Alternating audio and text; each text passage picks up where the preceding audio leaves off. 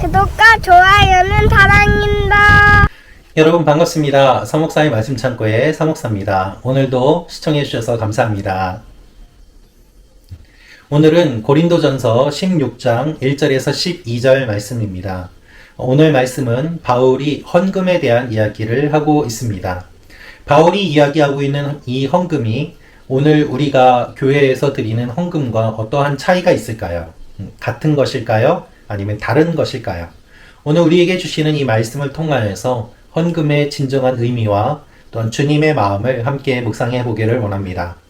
1절부터 말씀입니다.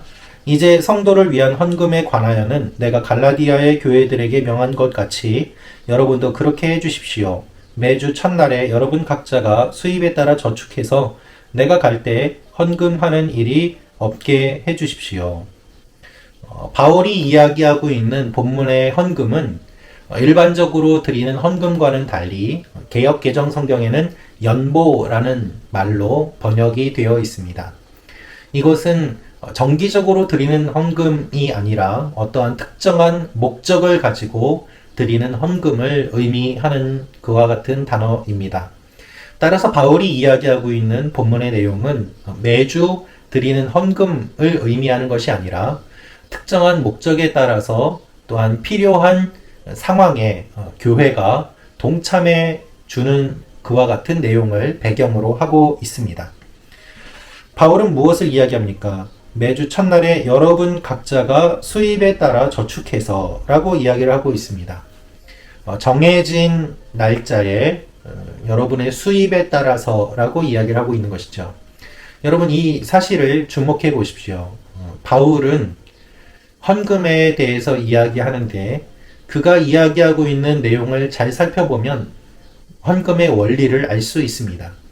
그것은 무엇인가 하면 자원하는 마음으로, 사랑하는 마음으로, 그리고 무엇보다도 자신의 것을 최선을 다해서 라고 우리가 생각해 볼 수 있습니다. 바울은 헌금의 금액을 정하지 않았습니다. 여러분의 수입에 따라서 하십시오. 그러나 헌금에는 훈련의 역할도 있기 때문에 정해진 날짜를 이야기하고 있습니다. 잊지 말고 사랑하는 마음으로 이와 같은 것들을 준비해 달라고 이야기하고 있는 것입니다. 그러면은 어떻게 하는가? 이 헌금을 바울이 혼자 개인적으로 쓰는 것이 아니라 필요한 곳에 전달하겠다라고 이야기합니다. 3절부터 말씀입니다. 그러면 내가 도착해서 여러분이 인정한 사람에게 내가 편지를 써줘서 여러분의 선물을 예루살렘에 전하게 할 것입니다. 그렇습니다. 예루살렘 교회가 여러 가지로 필요한 부분들이 있었기 때문에 고린도 교회에 헌금을 요청했던 것입니다.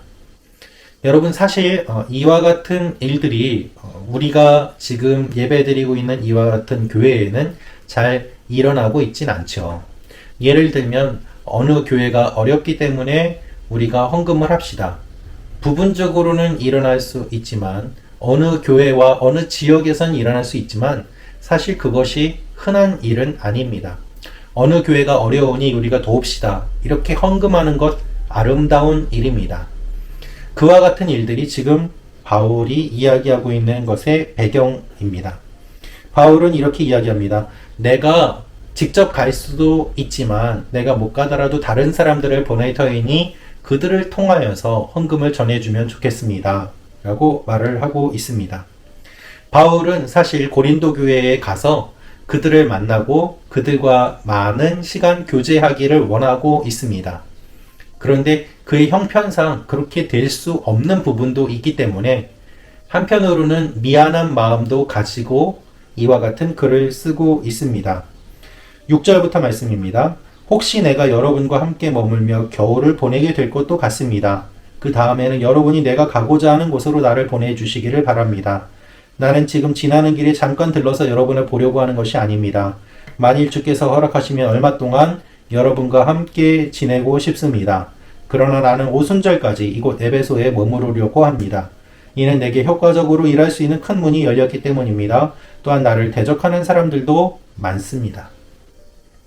바울이 가려고 하였지만 바울을 대적하는 사람들도 많고 또한 복음을 전하게 되는 그 문이 열린 곳이 따로 있기 때문에 그곳에 가서 먼저 복음을 전하는 것이 우선이고, 그럼에도 불구하고 여러분과 함께 교제하고 싶은 내 마음은 변하지 않습니다. 이와 같은 바울의 여러 상황과 복잡한 상황들, 마음을 이야기하고 있습니다. 왜 바울이 이렇게까지 이야기를 하고 있습니까? 그것은 헌금에 대해서 이야기를 하지만 결국 헌금이 목적이 아니라 바울은 이들과의 교제가 목적이고, 인간적인 교제가 아니라 주님 안에서의 교제를 목적으로 하고 있기 때문입니다. 여러분, 헌금은 사랑에서 나오는 것입니다. 헌금은 자발적으로 하는 것입니다. 그것이 하나님께서 알려주시는 내용입니다. 그래서 바울은 고린도 교회 성도들과 교제하고 관계를 맺는 이와 같은 이야기들을 중심적으로 보여주고 이야기하고 있는 것입니다. 특별히 디모데가 가게 될 것인데 디모데를 잘 섬겨 주십시오.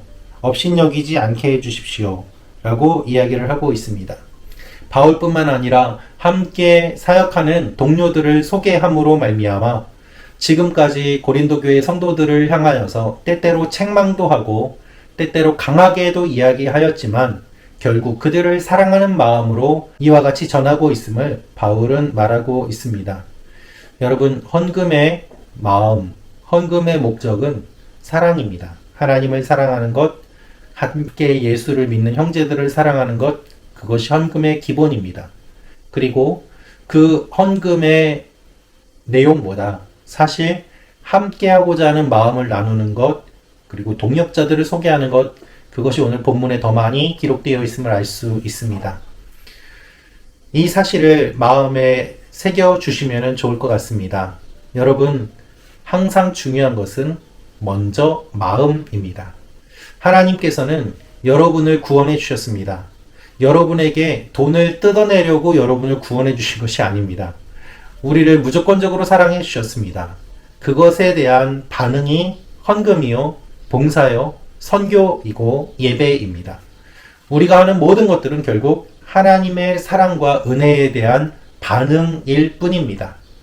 이것이 물질로 나타나면 헌금으로, 몸으로 나타나면 봉사로, 그리고 더 먼 곳까지 가서 복음을 전하겠다는 마음으로 나타나면 선교가 되는 것이고, 하나님께 대한 우리의 모든 것의 표현이 결국 예배가 되는 것입니다.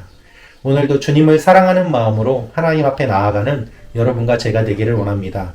여러분, 항상 함께 말씀을 나누고 묵상해 주시는 말씀창고 가족 여러분을 진심으로 사랑합니다. 주님의 사랑으로 사랑합니다. 하나님이 여러분을 사랑하십니다. 오늘도 이 사랑 가운데에서 사랑의 원리로 살아가시는 여러분과 제가 되기를 주님의 이름으로 축원합니다. 기도하겠습니다. 아버지 하나님, 헌금에 대한 원리를 알려주심을 감사합니다. 함께 동역하는 바울의 그 동역자들을 바울이 소개하였습니다.